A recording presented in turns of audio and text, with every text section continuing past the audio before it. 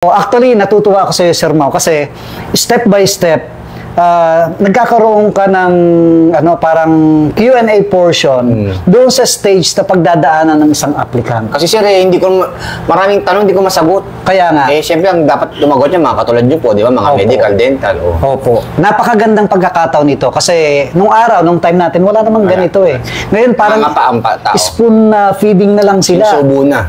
Di ba? Kaya wala sigurong rason na, umapply ka bungal ka nga wala kang...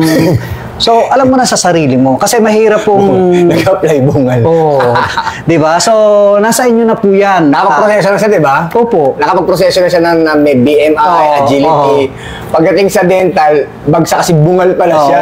Hindi niya alam. Opo. Huwag niyo pong kasing babaliwalain. Yung mga maliit na bagay. Yes. Lahat po yan, para kayo nag-a-apply sa isang kumpanya, malaking kumpanya, lahat yan pagdadaanan. Kahit magbabarko ka, Sir Mau. Sabi ko nga sa kanila, sir, ang pag-apply sa police, kailangan hindi lang sa isang portion. Yes. Sabi ko, halimbawa, nag-BMI. Pag natapos ng BMI, ano yung susunod?